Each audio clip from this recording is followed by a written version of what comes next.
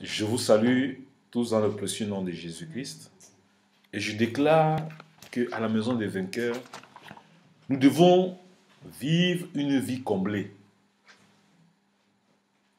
La vie comblée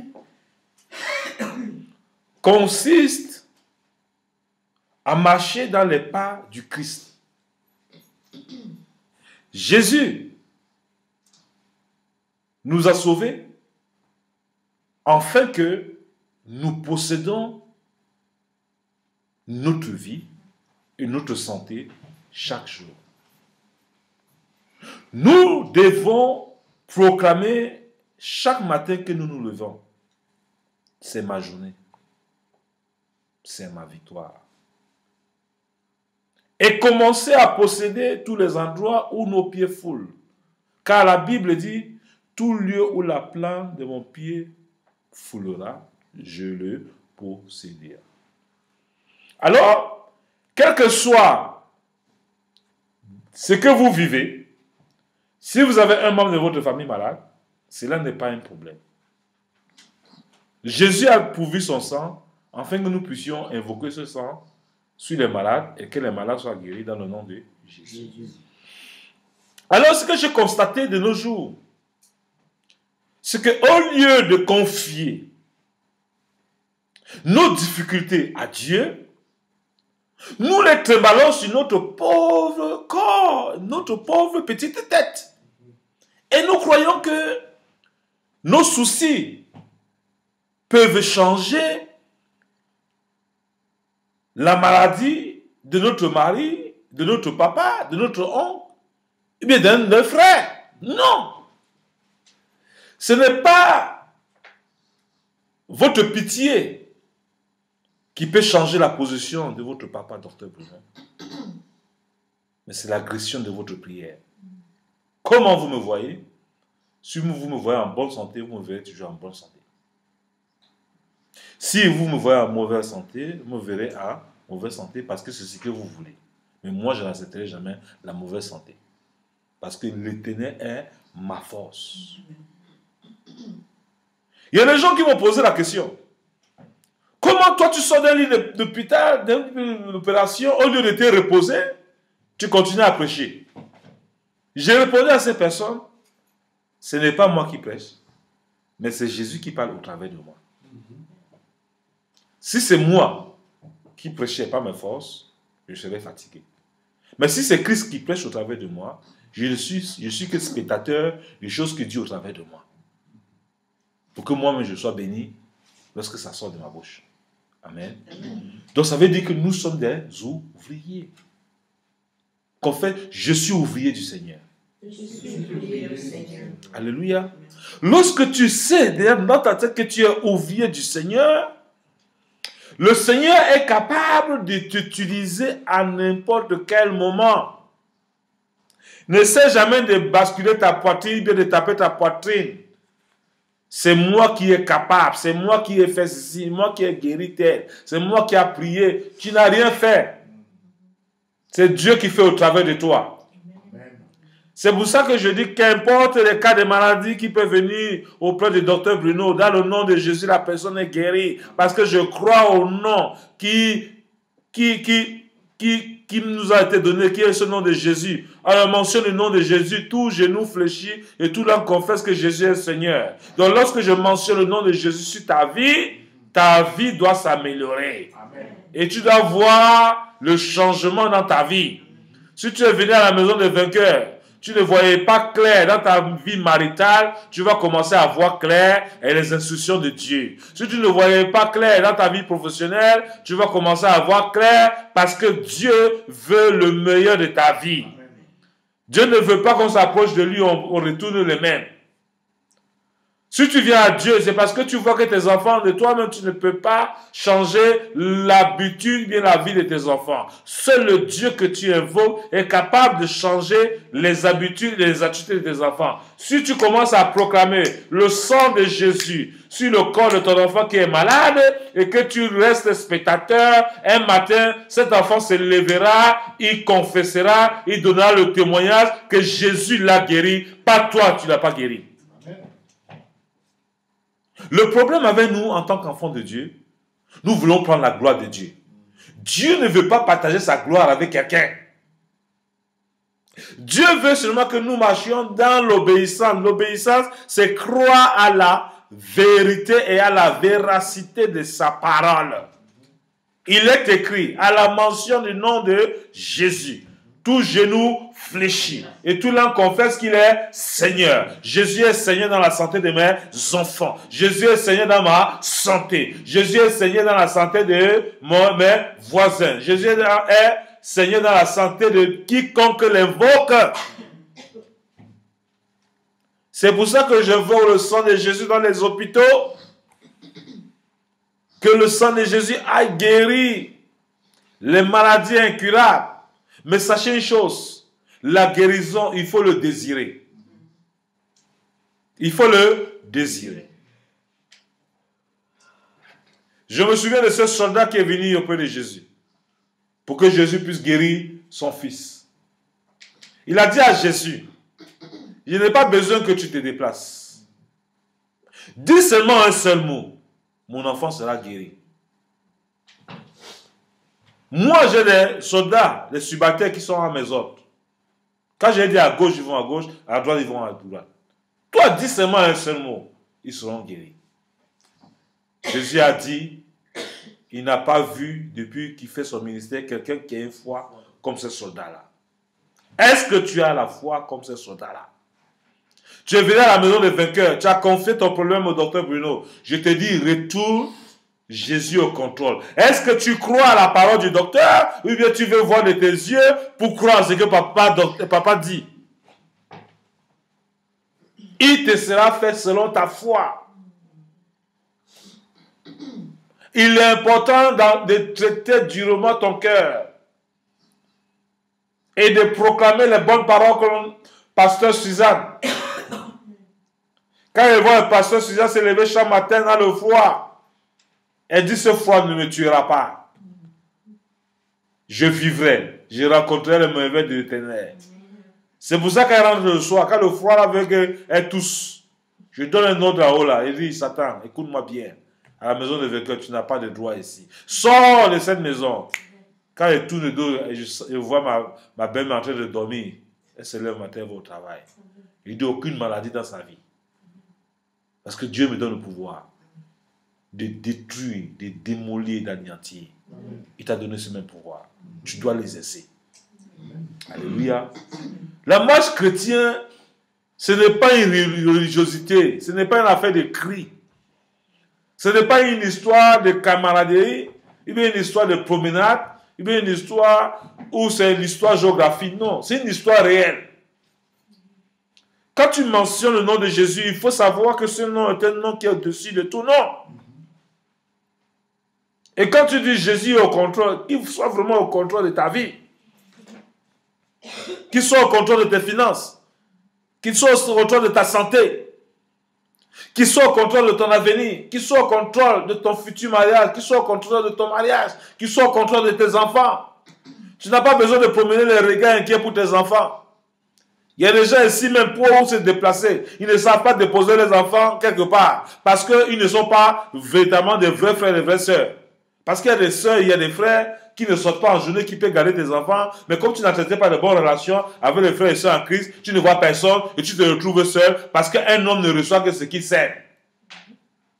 Tu sèmes la méchanceté, tu vas récolter la méchanceté. Tu sèmes l'amour, tu vas récolter l'amour. Tu sèmes la division, tu vas récolter la division. Tout ce que tu fais sur le soleil, tu vas le récolter sur cette terre avant la venue de Jésus-Christ. Ne crois pas que tes jeûnes peuvent changer l'attitude de Dieu. Ne crois pas que tes cris peuvent bouger le cœur de Dieu. C'est ton obéissance vis-à-vis de la parole peut changer l'attitude de Dieu à ton endroit. Sache une chose, tu peux échouer. Mais Dieu n'échoue jamais. Je répète bien, Dieu n'échoue jamais. Il est Jéhovah Rapha, le Dieu qui guérit. Il est Jéhovah Jireh, le Dieu qui pourvoit. Si l'Éternel ne bâtit une vie, ceux qui la bâtissent en vain. Si tu crois que ce que tu es en train d'amasser, tu crois que tu es en train de construire un avenir meilleur, si l'Éternel n'est pas dans cet avenir-là serait une catastrophe. Tu n'es pas plus intelligent que Dieu. Tu dois arrêter de compter sur tes propres compétences. Apprends à te libérer, à vivre la vie qu'il faut avec Dieu. Ne crois pas que tes cris, les gens qui crient, ils croient que non, les cris, quand ils crient là, ils dérangent les voisins là, c'est parce qu'ils prient beaucoup. Non, tu es en train d'étaler ton ignorance et ton incrédulité. Parce que Dieu n'est pas sourd. En principe, le soldat, quand il disait à Jésus, donne seulement un ordre. Mon enfant sera guéri. Jésus n'a pas crié jusqu'à ce que l'enfant entende la voix de Jésus.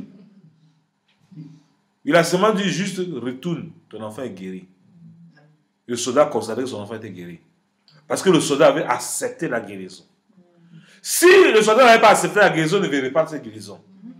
Donc, qu'importe les prières qu'il peut faire pour toi, si tu n'acceptes pas, tu ne verras pas cette guérison et cette restauration. Donc, toi-même, tu es le problème de ton miracle. Tu es le problème de la solution à tes problèmes. Toi-même, tu es la clé de tout. Si tu n'acceptes pas que Dieu fasse quelque chose dans ta vie, il ne peut pas faire ce que tu ne veux pas.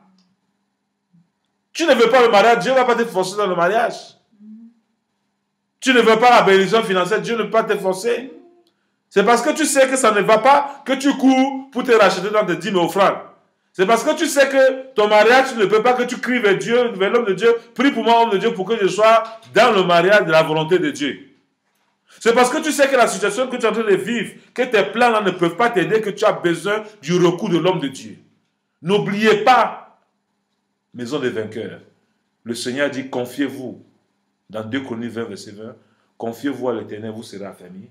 Confiez-vous à ses serviteurs, vous réussirez. Donc, Dieu vous a permis. Et Dieu permet que ses serviteurs sur la terre le représentent pour que vous réussissez. Vos investissements, vos offrandes, vos sacrifices que vous faites au niveau des hommes de Dieu, vous le faites à Dieu en direct. Ne croyez pas que ce que vous le faites pour l'homme de Dieu. Non. Vous le faites à Dieu. Et Dieu voit vos foi, il vous honore.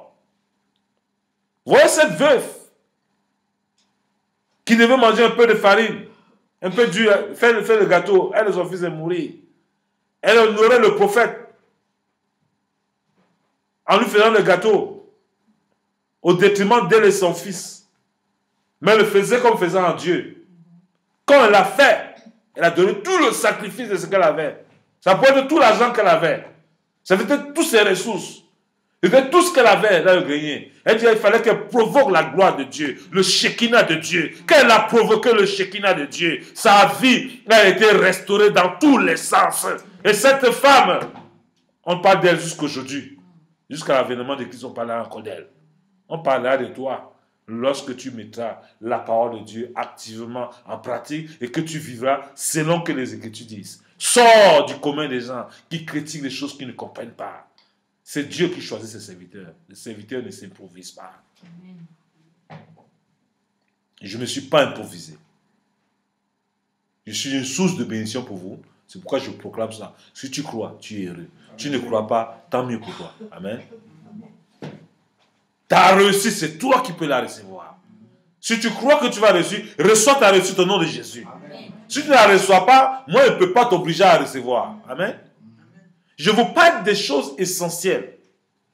Quand je parle de proclamation, lorsque vous vous levez le matin, je suis né pour réussir. Le diable est sous mes pieds. Je suis la tête. Je suis la tête et non la queue. Tu refuses d'être la queue. Tu n'es pas venu accompagner les gens sur la terre. Tu n'es pas venu accompagner les gens seulement dans les mariages. On doit t'accompagner aussi dans ton mariage. Tu n'es pas venu accompagner les gens seulement dans la maternité. Toi aussi, on va t'accompagner dans la maternité. Tu n'es pas venu accompagner les gens seulement à la banque. On va aussi t'accompagner à la banque déposer ton dépôt d'argent. Et en plus, le Seigneur dit, tu vas habiter les maisons que tu n'as pas construites. Comment Dieu te donnera les maisons que tu n'as pas construites? Lorsque tu pratiqueras l'amour, que tu seras en train d'utiliser le nom qui est au-dessus de tout nom. Ce n'est pas un nom que tu vas chercher, ce n'est pas une puissance que tu cherches ailleurs. C'est une puissance que Dieu t'a donnée qui est en toi. Lorsque tu vas commencer à proclamer ça dans la vie des gens qui ont 15 et 20 maisons, ça ne serait pas un problème pour eux de te donner une maison.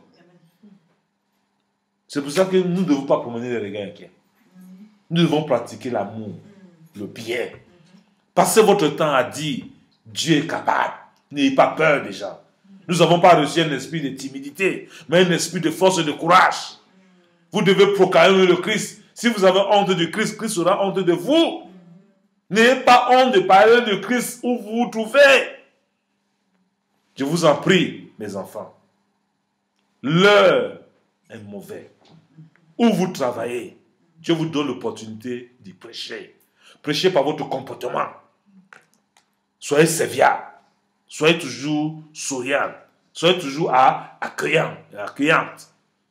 Et toujours un sourire dans vos lèvres. Vos soucis ne peuvent pas changer votre condition. Mais votre sourire peut créer un miracle dans votre vie.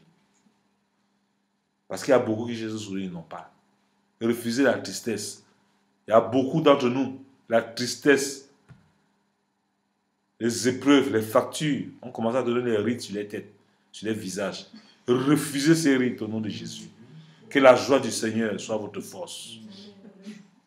Vous n'êtes pas venu subir les factures. Amen. Amen. Et dis à ma femme, tu vas dormir tranquille. Tu n'es pas venu subir les factures dans cette nation. Amen. Les factures là, tu dois influencer ça. Pas ton attitude. Quand tu touches les factures, quand tu touches là, les esprits qui sont derrière, ils vont fuir parce qu'ils savent que ça ne te concerne pas. Amen. Avant qu'ils prennent le téléphone pour t'appeler, ils vont tourner la langue 15 fois pour savoir avant qui t'appelle. Amen. Mais oui, nous avons une autorité. Mais Jésus, lorsqu'il est venu ici, il a payé les impôts. Pour payer les impôts, il a demandé à aller pêcher le poisson. On a dit à terre. Pour dire que nous devons respecter les autorités. Il y a les chrétiens qui s'en foutent. Quand ils ont les factures, ils disent, oh, Dieu au contrôle. Non. Non, Dieu au contrôle, il va faire. Non. Jésus lui-même pourrait dire Dieu au contrôle. On devait l'arrêter et mettre en prison. Ouais, c'est César qui était le roi de la terre. Et le roi de ciel n'est pas venu faire la guerre avec les rois de la terre. Dieu respecte les autorités. Toutes les autorités sont établies par Dieu. Jésus a dit allez pécher. Dans la bouche de sa terre, retirer ses pièces et venir payer l'impôt. Ce qui est à César est à ce qui est à Dieu est à. Donc c'est pour ça que vous devez prier sur vos dettes. Pour que Dieu donne miraculeusement une bénédiction. Pour que vous commencez à payer vos dettes. Et que Dieu vous surprenne. Amen. Les huissiers vont vous appeler même à annuler certaines dettes parce que Dieu aura mis dans leur cœur qu'il y a une loi qui est votée pour annuler ces dettes dans votre endroit. Amen. Amen. N'attendez pas qu'on vous accule. Acculez-les au nom de Jésus. Amen. Dis Seigneur, donne-moi une idée géniale pour régler. Dieu va vous donner ça à la maison des vainqueurs au nom de Jésus. Ne soyez pas négligents. La négligence, c'est un péché. N'attendez pas vos factures un jour, vous vous trouvez, on vient vous démolir dans votre maison, vous commencez à avoir honte. C'est vous-même qui avez honte. Ce n'est pas Jésus qui a honte. C'est votre négligence qui vous a envoyé là-bas. Est-ce que vous me comprenez? Donc il est important de traiter chaque chose minutieusement, d'une manière scrupuleusement. Je dis, j'étais avec ma femme, il y a une huissier qui a appelé. Elle a commencé à donner, ma femme a commencé à perdre le réseau. Quand il dit perdre le réseau, ça veut dire elle n'avait plus de souffle. Moi, j'étais là, heureusement que son mari était là. Alléluia. Heureusement que son mari était là. J'ai pris le téléphone, j'ai dit à la femme, là, madame, oui, ce que vous dites, c'est normal. Est-ce qu'il n'y a pas une issue? Elle m'a dit, oui, il y a une issue, on va voir. Voyez-nous à la fin du mois, on va régler. Alléluia. Pour vous dire, il y a toujours une possibilité. Alléluia. La Bible dit, frappez en vous. Frappez en vous où? Si vous ne frappez pas, qui va vous ouvrir? Jésus vous a donné la clé, il faut frapper. Il n'a pas dit de laisser qu'on vous frappe. Il dit, frappez la porte. Rappelez-vous de cette veuve devant ce juge-là. Le fait d'importuner le juge, elle a eu quoi? Gain de cause.